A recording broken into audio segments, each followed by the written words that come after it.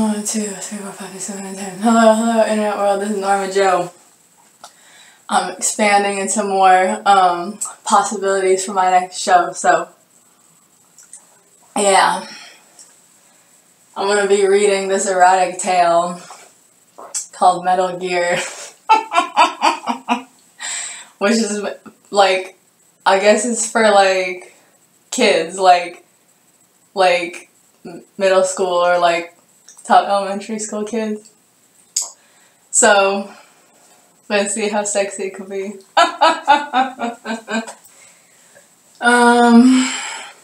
Okay. That looks good to me. Okay, I already read chapters 1 and 2, and basically all that happened was that the main guy is this guy, Justin Haley, and he's like in the Marines, you know, whatever, and he goes his mission. It's like a suicide mission, and he decides to go on it, and then his bosses are like basically just saying like he's basically guaranteed to die or whatever. So that's all that happened so far. Okay.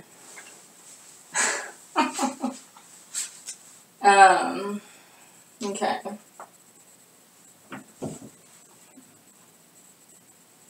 Okay. 1 second. Justin Haley sat in a dark glider, his long legs cramped up almost to his chest, his seatbelt buckled across his shoulder and lap, the parachute strapped to his back. He'd been sitting like this for many hours.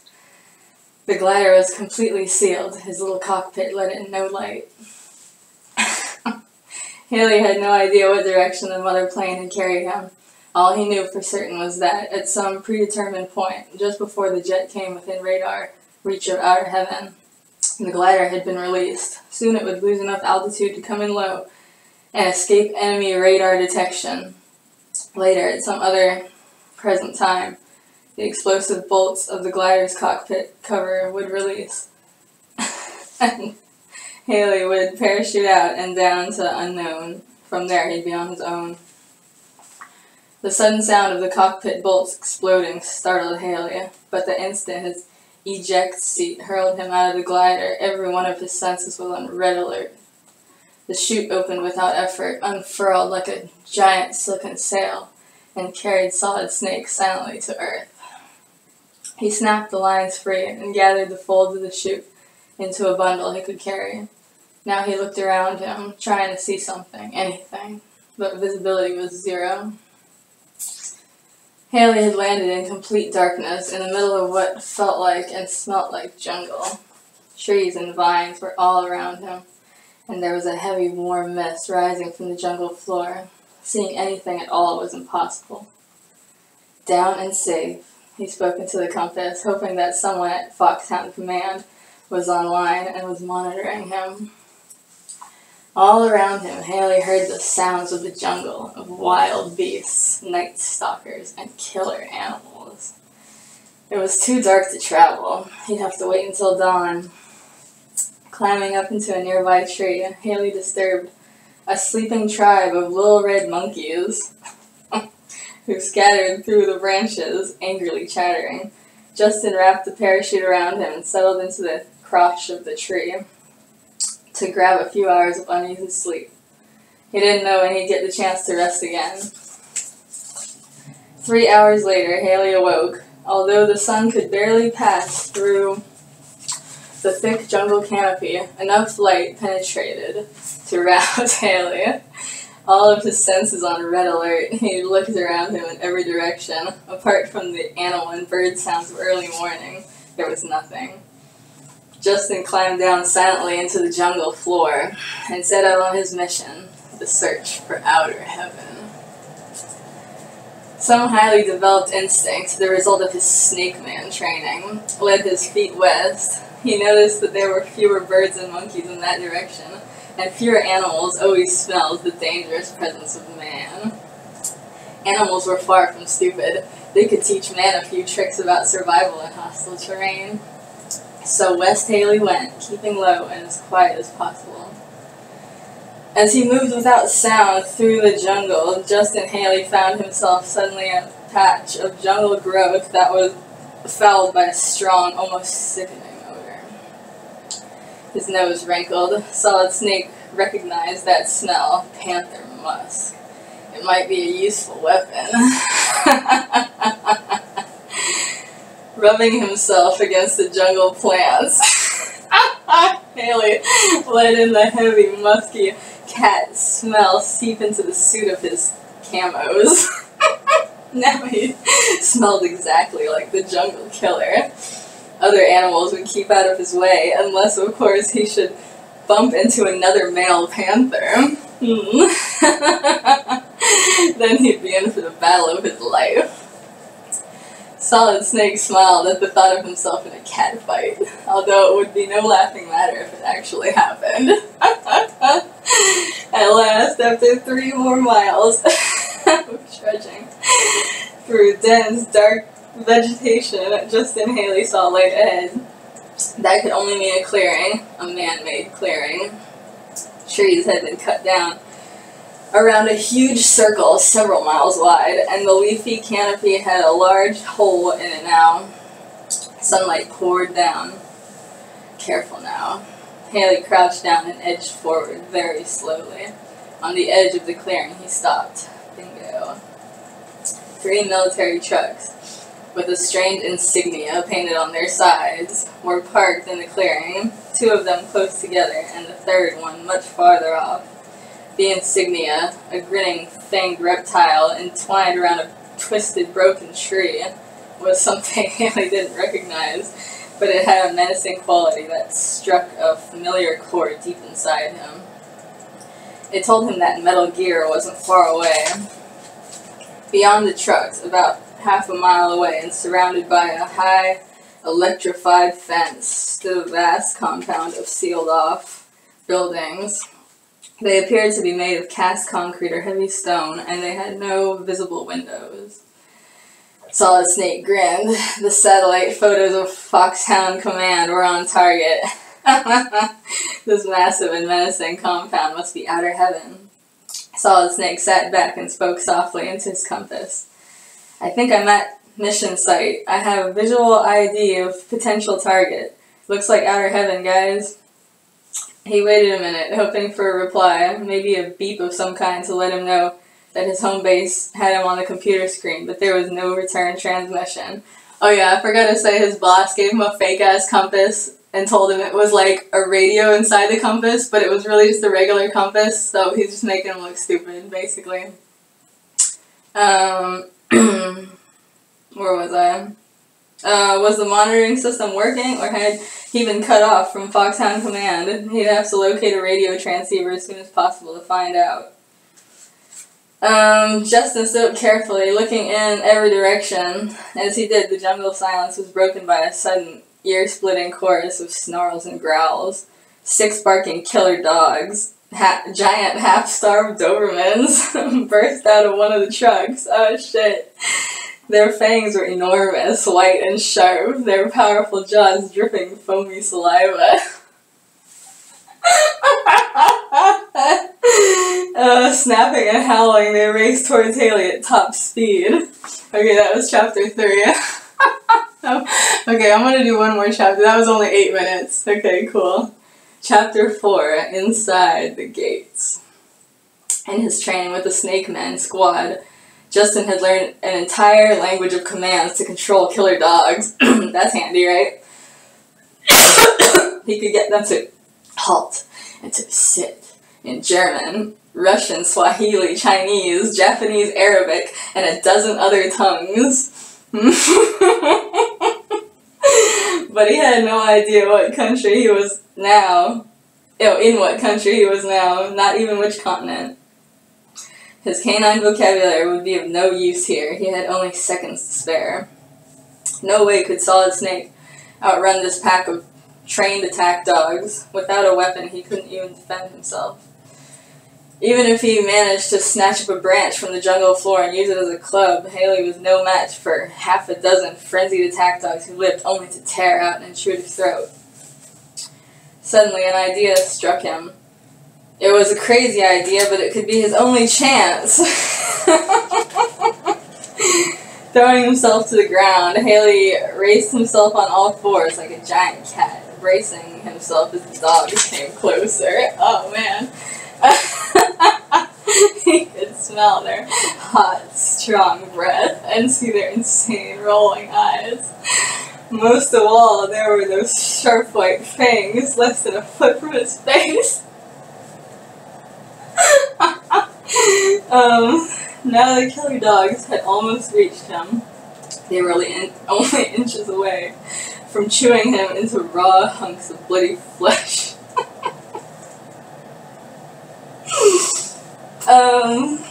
Solid Snake arched his back high. He snarled and growled low in his throat. Meanwhile, staring hard at the lead dog with narrowed, angry eyes. Drawing his upper lip back, Haley spat and yowled like a furious giant cat. Just as they heard Haley's unearthly sounds, the strong scent of the panther musk on his camouflage suit hit the dog's sensitive noses. Jungle predator, a male panther. Between the sounds and the smell, the Dobermans perceived Solid Snake as a big cat. 170 pounds of pure panther power, with incredibly strong teeth and claws sharp enough to rip a dog into confetti. The Dobermans skidded to a halt, yelping, then turned tail and rushed away, almost knocking each other over in their eagerness to escape. Laughing under his breath, Justin Haley watched them go. Then Haley's expression turned serious. He had some heavy work to do. Crouching low, he slipped silently, almost invisibly, across the clearing to the nearest truck, about 50 yards away. He kept his eyes peeled for guards, but saw none. Empty. The truck stood empty. No guards, no dogs. On the seat in the truck's cab, a pair of powerful, rubber-cased field binoculars had been left.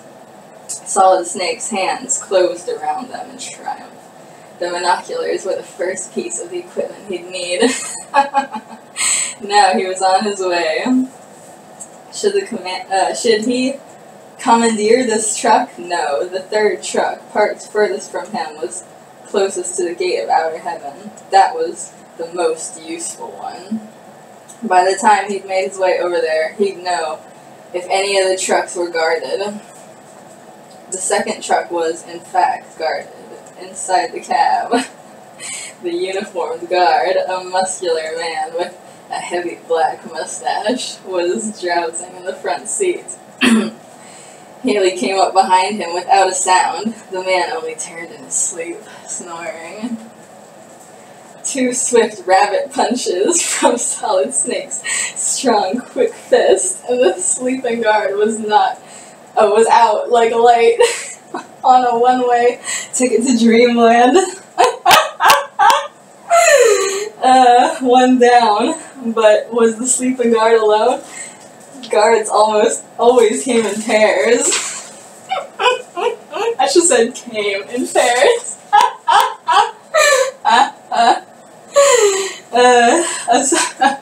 A sudden noise behind him made Haley turn.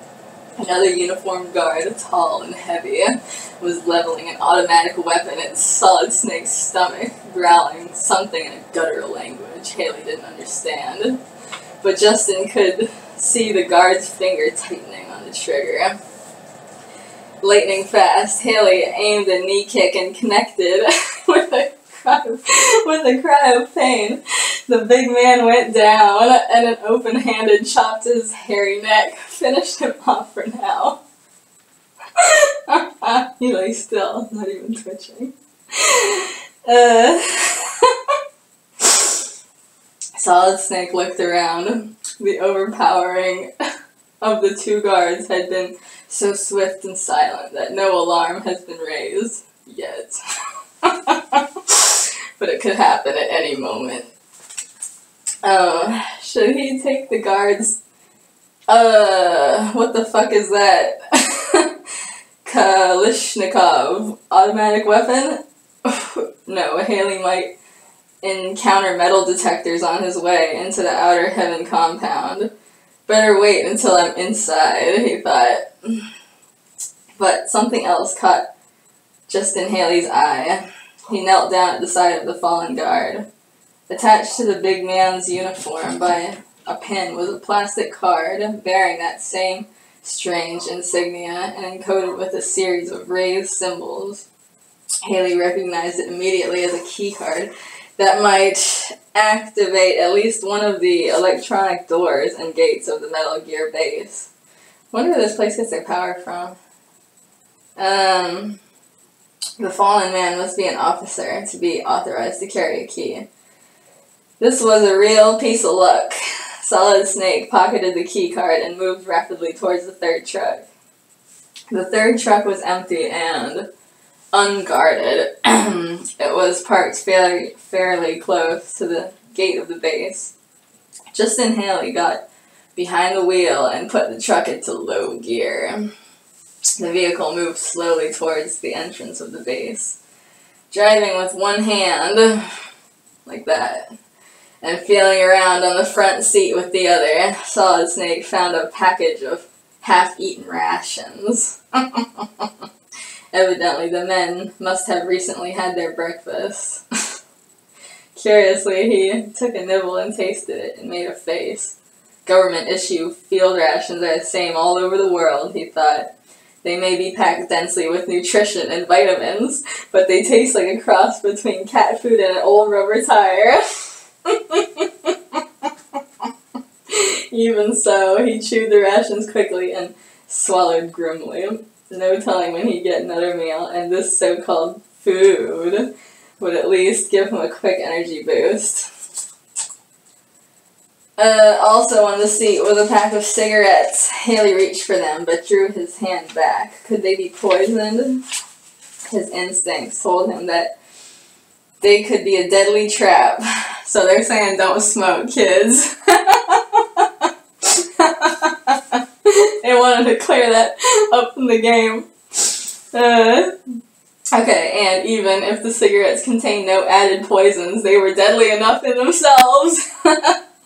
He decided to leave them where they were. But he did take the matches. Matches could be useful in many ways, Boy Scouts and Girl Scouts, and in-between Scouts and other Scouts.